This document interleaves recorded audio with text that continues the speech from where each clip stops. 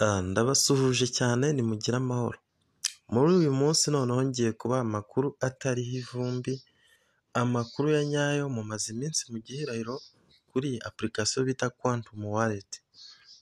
Hagati aho urabona muri telefone yanjye hari izi zose ni mining, hari izi, ubaye hari iyo udafite wambwira nayo nkayiguha. Iyi ngiyi rero yo amafaranga ihita yatanga aka kanya, bayita FMC Pay. Ubwo uramutse uyishaka nawe wanyandikira kuri ya nimero yanjye ya 0780457362 ubundi nkagufasha kuri mining waba ushaka yose. Iyi pay yabaye amafaranga kandi iracyakorwa, birazwi. Aha FMC Pay iyo utsinze kohese bahita baguha $2.5 ako kanya. Ubwo rero iyo washaka wambwira. Iyi Delta nayo igezweho cyane, irimo iramayiningwa cyane. Iyi Ruby nayo ni amafaranga, iyo wakenera wambwira, ntabwo turambirije kuri Quantum. Ubwo nari namamaje simbizi. Noneho nje hano rero kuri Quantum. Ejo twiriwe mu bibazo byinshi ngo bite abenshi babwamushyiremo application byongera bibananira. Ubu noneho mbazaniye amakuru atariho ivumbi. Ku muntu wese wakoze ibyo namubwiye, ubu ngubu reka mfungure Quantum Wallet yanjye ubirebe, irahita ifunguka rwose. Urabona na balance kwihitizaho. Ni ukuvuga ngo urabona hano hasi mfite balance y'ibihumbi 111 bya coin bita Satu, arizo ngo zifite aka gaciro. Ni ukuvuga ngo hari indi coin ari nayo yabaye launched ku munsi w'ejo ku itariki 8, yo yitwa Atu, iri ku iki giciro cya 0.34 by'idolari. Noneho bavuga ko iyi Atu ari nayo yagiye ku isoko ejo, agaciro kayo kangana neza n'aka Satu twebwe dufite. Ni ukuvuga ngo agaciro k'iyi Atu nicyo kimwe na Satu, ari nayo mpamvu uri kubona twebwe dufite aka gaciro k'aya madolari, ukibaza ngo arava hehe. Aya madolari arahita aza bitewe n'agaciro ka Atu, ni nako gaciro ka Satu. Urebye hano hasi naho uhita ubibona agaciro. Sinzi nimba muri kumva iki kintu ukaba ubisobanukiwe.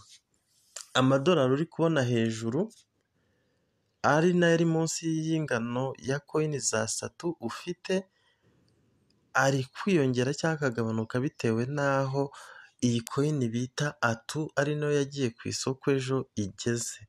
Agaciro igezeho niko gaciro kagena n'agaciro ka Satu. Muri make Atu na Satu ubu binganya agaciro. Noneho ushobora kwibaza ngo kugira ngo njye none ko yagiye ku isoko kandi twe tukaba twarahawe Satu, none ndaryaho gute?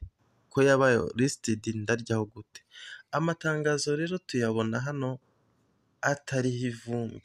Hari ibyo ushobora gukura ku ruhande birimo amanyanga bakubeshya, ariko aya matangazo aturutse muri application yabo ubwo kuba ari ukuri, nta n'ahandi ho gushakira. Reka tujye mu matangazo turebe. Ubu noneho application iri gukora neza cyane, ngira ngo nawe uri kubyirebera.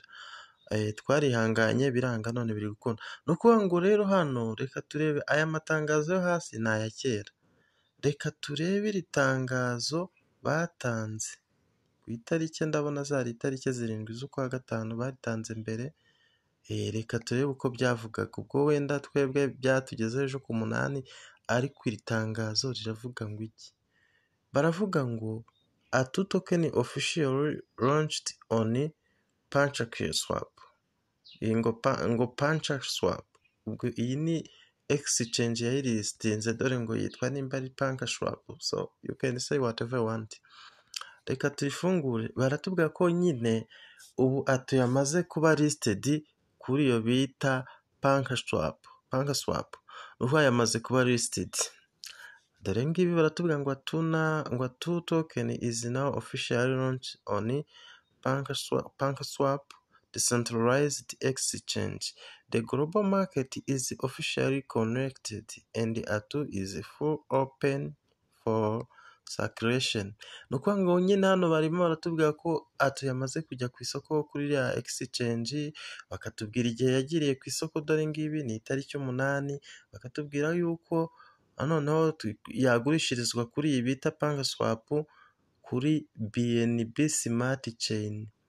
ubwo ni network cyangwa se chain ya BNB, niho yabaye launched, ubwo ni naho nawe wayigurishiriza, bakatubwira ko rwose uzasanga yitwa ATU kuri USDT, iri kugurishwa yitwa gutya rwose, ATU yabaye launched.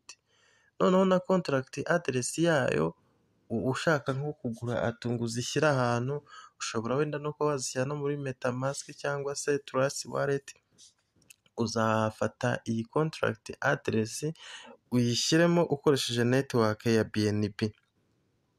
Ubwo ugiye no muri iyo PancakeSwap wazisangamo rwose irimo. Noneho ubwo baduhaye na contract address ya ATU kuri network ya BNB Smart Chain. Reka twikomereze, bakatubwira ngo ubwo ni ukubabwira mu ncamake, namwe abazi icyongereza muri somera, ngo trading orders or users who originally participated in acts will not be affected in any way. Mbese abantu bitabiriye nta kibazo ngo bazagira na kimwe, ngo the centralized launch can protect the liquidity pool, prevent large selling pressures and help prices rise steadily. Ngo ibi ngibi nyine bakoze ngo ni ukugira ngo bazarinde tokeni zacu, ngo banaturinde bya bindi byo gusanga abantu bacuruza bafite pressure, bitume n'igiciro kiguma hamwe. Ngo niyo mpamvu nyine babikoze uku nguku, hakaba ubwo tugiye kubona ibindi. Tugeze iwacu rero ku cyo bita SATU. Bamaze kutubwira ko ibyo bakoze ni ukugira ngo igiciro cyabo kigume kimeze neza, kandi birinde ko abantu bacuruza kuri pressure. Baratubwira noneho hano ngo SATU will continue to be unlocked as ATU according to the rules, and all holders will continue to benefit. Ngo za SATU zacu ngo bazakomeza kugenda bazifungura cyangwa se bazirekura, baziborokora, mbese gake gakeya nk'uko na ATU zigenda zirekurwa, ngo bagendeye ku mategeko. Abazifite bose, abantu bose bazifite cyangwa se abanyamigabane bose, ntawe uzigera ahomba, tuzakomeza kunguka, ngo tuzagenda tubyungukiramo. Noneho bakatubwira nyine hano hasi hari akandi gatangazo kavuga ngo kujya ku isoko kwa ATU ngo ni intangiriro nyine y'ejo hazaza, ngo bazakomeza kugenda kandi bafasha abanyamuryango community nkatwe.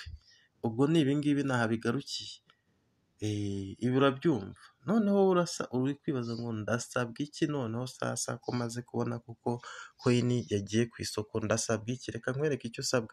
Iryo ryari itangazo rya mbere twasomye, dore itangazo rya kabiri baryita SATU token staking and locking rules. Ubwo ni iringiri tugiye gusoma, twari turi gusoma iringiri rivuga ko yagiye ku isoko, dore noneho irindi nshobora kubibabwira tutabisomeye hamwe muti uyu ni umutubuzi. Tugiye kwiringiri rero staking operation process. Ubwo tugiye gustaking iki rero? SATU zacu cya dustaking ATU. Ubwo tugiye kureba icyo dustakinga muri makeya. Baratubwira ngo staking operation process, baravuga ngo deposit USDT kuri BNB, kuri network ya BNB cyangwa se kuri T-Ronex. Ni ukuvuga ngo tugiye mbere na mbere gushaka amadolari, tuyishakemo, tuyadepose cyangwa se tuyashyireho. Noneho turayashyira kuri iyi wallet yacu ya Quantum. Niturangiza tugure izo bita ATU muri Quantum wallet. Wamaze gushyiraho amadolari, ubwo ugiye kugura ATU muri Quantum wallet. Noneho hano bagahita bakubwira ngo participate in ST Smart Trading and Bridge ATU. Barakubwira ngo hita utangira rero ucuruze, ugure za ATU muri ya madolari yawe, noneho nurangiza ujye nawe wunguka ama ATU. Noneho bakavuga ngo SATU is automatically unlocked as ATU income every 6 days. Noneho nuzajya ufata ukagura, mbese wafashe amadolari uyashyira kuri Quantum wallet, urangije ugura ATU. Izo ATU zizajya zigenda zibyara inyungu y'ama ATU yandi kuri 6% mu gihe cy'iminsi 6. Ni ukuvuga ngo hano icyo bashatse kuvuga, bitewe n'umubare wa ATU waguze, hari SATU zizajya zishya zibe banned, noneho bisimburana. inyungu bazajya baguha izajya iva kuri satu ufite ize yitwa atu, ariko bitewe na dipoziti cyangwa se bitewe n'uburyo washyizeho amadolari menshi ukagura atu. Ubwo urumva atu uzagura, n'urugero nugura atu 50 hazajya hazaho inyungu ya 6%, noneho bahite ubwo 6% bya 50 ni 3, nimba ntari kwibeshya ubwo namwe mukora imibare. Noneho bazajya bahita bagenda bajya muri satu ufite bakure 3 bazikuzanire mu minsi ingahe? 6. Ubwo mu gihe cy'ukwezi ni zingahe? Ubwo si 12 ra, 3 ukubye 4, 12 nizo uzajya uba ubonye kandi warasitekinze atu 50. Ubwo hazajya hashira ukwezi ufite wenda 62. Ni uko nguko bari kubitubwira ngo noneho ibyo bizakorwa kugeza satu ufite zishize. Ubwo urumva ushobora kuzazibikuza nko mu myaka ingahe? Twakomeje na uko nguko bimeze, si ngewe wabishyizeho, mwebwe njye ndi kubabwira ibihari. Noneho bakatubwira ngo staking rules, tugiye kureba amategeko yo gustakinga. Abantu batazi staking ni ukubika, ni nko gufata coin ukazibika nyine, ukazibikiza ku buryo utemerewe kuzikoraho ukazajya ubona inyungu gusa. Support any amount of pledge minimum of 50 atu, ngo gerageza nibura ufata ingano runaka yizo ugiye kubika. Bakavuga ngo ingano nkeya, inkeya ni atu 50. Ubwo uri bufate atu twabonye iri kuri 0.34 gutyo by'idolari. Reka tujye muri calculatrice kugira ngo wenda ubwo tuze kurangiza dufite common understanding, ibintu tubyumva neza. Nimba atu imwe iri kuri 0.35, reka mbifate uko, nukuba na 50 bagusaba wenda arizo nkeya, urasabwa amadolari 17.5. Ahangaha ni ibihumbi bigera muri hafi 27, ni menshi. Ubwo ahangaha rero uraza guhita uraguramo atu 50, sibyo? Zino atu 50 zizajya zikungukira 6% mu gihe cy'iki? Ubwo turakuba dukubye na 6 tugabanyije 100, zizajya zikungukira 6% mu gihe cy'iminsi 6. Ubwo uzajya ubona 3. Izi 3 ubonye uramutse nazo zikubye n'agaciro wenda ka atu imwe 0.34, ni idolari rimwe uzajya ubona mu cyumweru. Ubwo ukubye n'iminsi 4 nk'ibyumweru 4 bigize ukwezi, ukubye 4 ni amadolari 4 mu kwezi. Wowe waratanze amadolari angahe? 17.5. Ariko ubwo wowe uyatanga rimwe. Ubwo ahangaha rero wenda ubwo ni mu kwezi, uramutse ukubye n'umwaka bishobora kuzatwara igihe kinini. Urabona mu mwaka warashoye amadolari 17, mu mwaka wabonye amadolari 48. Ubwo twafashe iby'ukwezi dukuba n'amezi agize umwaka, 4 mu kwezi ukubye 12, ubwo mu mwaka ni amadolari 48. Ukibaza ese ko mbona wenda inyungu ntazi? Reka mbe ndetse gutera comment. Twagarutse turangize dusoze. Hano rero bakakubwira ngo inkeya ni 50. Ubwo twabonye uko bimeze, ngo can participate in multiple smart trading orders at the same time. Nyine ngo dushobora kubyitabiraho tugacuruza orders atandukanye kandi mu gihe kimwe. Automatically unlock 60% of the number of pledged atu coins every 6 days and unlock 30% every month. Wabibonye? Bari kutubwira ko bazajya buri gihe bitewe n'izo wastekinze. Nimba washora amadolari menshi ugastekinga atu nyinshi, bazajya buri gihe barekura 6% buri minsi 6 na 30% buri kwezi. Sinzi si ubwo tuvuge ko 30% kavuye mu kwezi, cyangwa buri nyuma y'ukwezi bazajya batanga 30. Uko biri kose bazajya batanga 6%. Sinzi impamvu babaze nk'ayo ukwezi kugira ibyumweru 5 se, ariko birumvikana nibyo. Nari nakubye nabi. Urumva icyumweru ni iminsi 7. Ubwo dufashe 5 tugakuba 6 tubona 30 nyine nk'iminsi igize ukwezi. Ubwo urumva ni 30% bazajya baba baguhaye by'izo wasitekinze. ubwo ni uko, reka nze nkwereke hano hasi urugero bagiye kuduha, baratubwira ngo ahubwo se iba yanagamye, ubu ndimo ndasikuroringa ntibikunde, ariko urugero bari bagiye kuduha kare nari nahoze ndusoma cyangwa se nawe warwisomera, ni narwo rwa nyuma, reka njye muri calculatrice ndukwereke.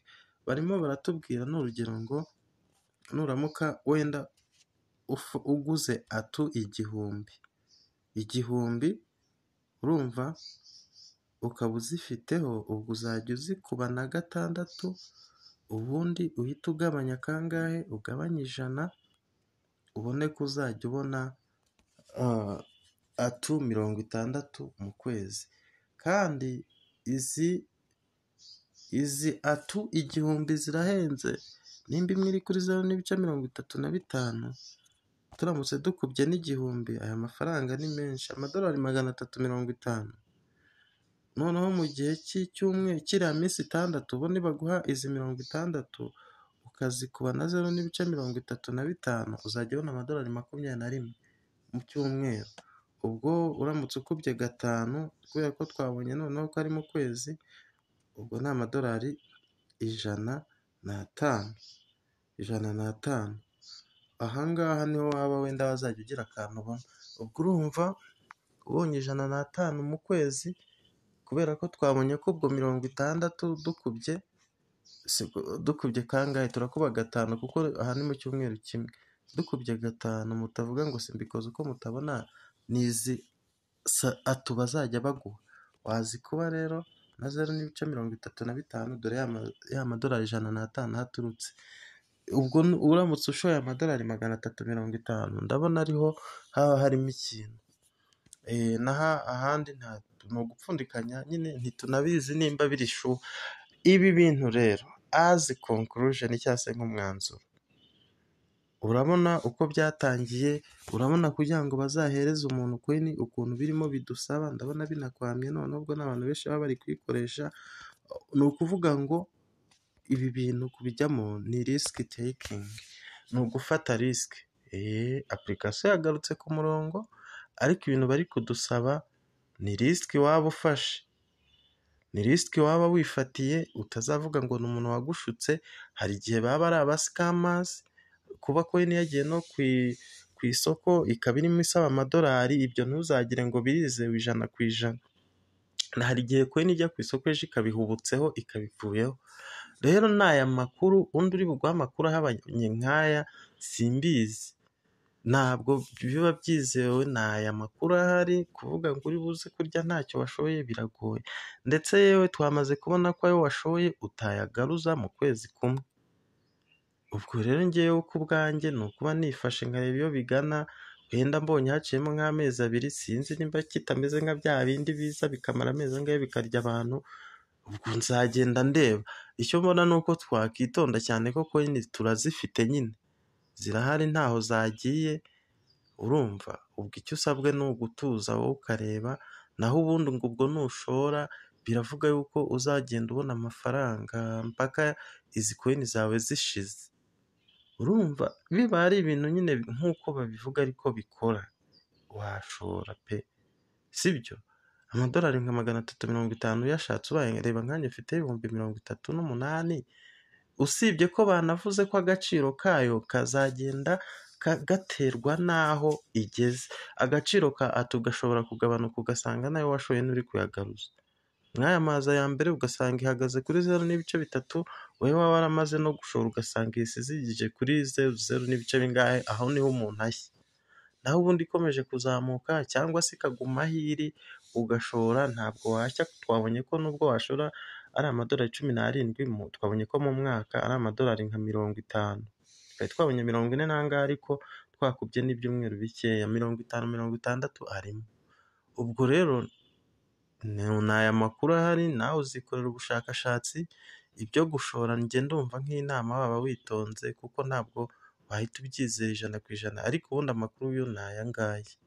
Sawa rero, mwakoze nimba ugendanye nanjye, kora like wumve ko turi kumwe, nimba kandi uri mushyashya umpe subscribe nanjye niterera imbere. Ngayo nguko, dore ni uku nguko birangiye ibya Quantum Wallet. Ntabwo turamenya nimba ari scam cyangwa se ari ibintu by'ukuri, ariko aya niyo makuru ahari, mugubwe neza ubyumve witonze. Nimba warakoze ejo bikanga uyu munsi biri kwihuta birahita bikunda.